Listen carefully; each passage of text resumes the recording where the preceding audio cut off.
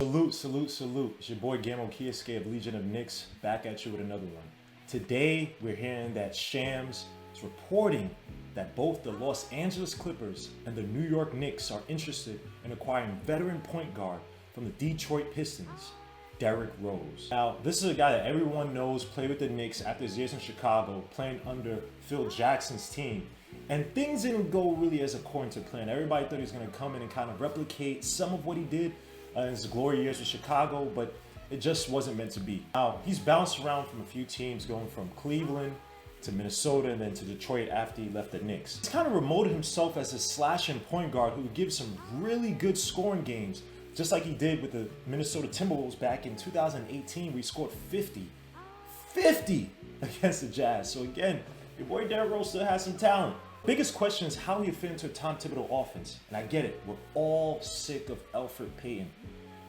Guy is just proven to be a one-trick pony in regards to his game, that he can only operate primarily with Julius Randle, run the pick and roll with him, can give you some decent slashing games against some smaller point guards, like he did against the Jazz several weeks ago when he beat Mike Conley.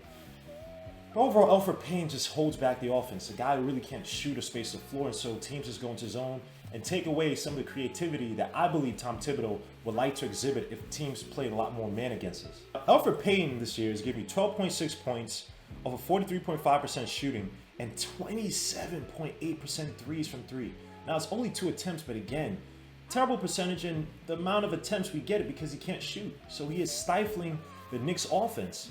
Now, compared to Derrick Rose, who's giving 14.8 points of a 43% shooting from the field and 33% from three over 2.8 attempts, which is still below league average, but still better than Elfrid Payton. For the year, Derrick Rose is averaging 4.6 assists, down from 5.6 the year before, while Elfrid Payton's averaging 3.9 assists, which is down from 7.2 in the previous year. When you look at his passing, Elfrid Payton that is, everybody know his best buddy is Julius Randle. Can't operate without Julius Randle on the court. He needs to call the screens, even when there's like 9 seconds left on the clock. The guy is passing Julius Randle 37.6% of the time, or 37.6% of his passes.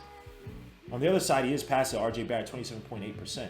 So when you talk about distribution to the full team, being this facilitating high-level point guard, Elfrid Payton ain't it. Now, on the flip side, yes, Derrick Rose has lost some of his luster. Obviously, the ACL injuries and the other injuries that came off of that initial ACL injury when he came back probably a little bit too early, try to force things, has sapped him of some of the explosiveness that we saw when he was first drafted by the Bulls. But again, when you look at his passing distribution, it is better than your boy Elfrid Payton. When you look at the guys he's passing to, he's passed it the most to Jeremy Grant at 19%, Blake Griffin at 18.8%. Then you got Josh Jackson at 12.6%, sorry, I butchered that name terribly, at 10%. Then Sekou Doumbouya at 10%.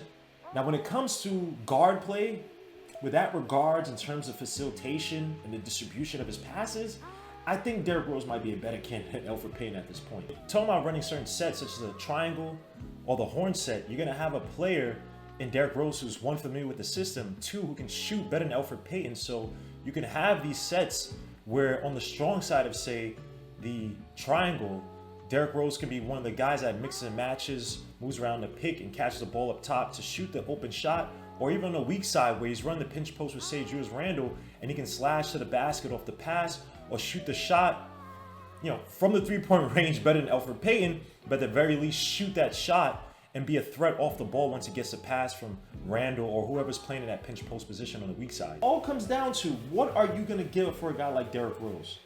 And will that stunt the development of a so-called quickly, right? To me, I think having a buffer guard there helps quickly come along as a combo guard, because me personally, I'm not sure if quickly is a point guard per se, and I'm not sure if you want to start him and throw him to the fire now when he has some parts of his games that he still needs to develop, and that might be better suited coming off the bench versus starting against these teams. Unless you want to use quickly as more of an off-ball shooter against these starting lineups when they throw the zone at you. You look at his contract, the guy is going to be an unrestricted free agent in the summer. So is it wise to give up a first rounder for a guy in his 30s who's going to become a free agent anyway, and we're not a playoff bound team that's that one piece away, our draft capital might be better spent for this draft. Again, outside of Kincaid and Jalen Suggs, you have other players like a James Bouknight, Sharif Cooper. You have other guys who may be more developmental at this point than Derrick Rose, but maybe a better investment going forward when you think of it on a cost-benefit analysis versus giving a first rounder in Derrick Rose, who is most likely not going to be a world beater for the Knicks at the point guard position. So guys, let me know what you think. Is Derrick Rose a smart investment at this point for a guy who's going to become a free agent anyway by the summer? Are you going to re-sign him and give him some money to stay here while you kind of develop IQ as a combo guard who could possibly fit in at that starting guard position? What do you do if you're the Knicks? Are you going to hold out for the draft and draft, the James Bouknights or Sharif Coopers with some of the picks that you have, or hope for Kincaid or Jalen Suggs? Kincaid. Let me know what you think. So leave your comments in the comment section, hit the like on the video, subscribe to the channel if you haven't already, stay tuned for more updates, and tune in tonight for the watch along against the Jazz, for a team that's been on a 7-game winning streak, and the last team they lost to was the New York Knicks. So salute to you guys, peace and God bless.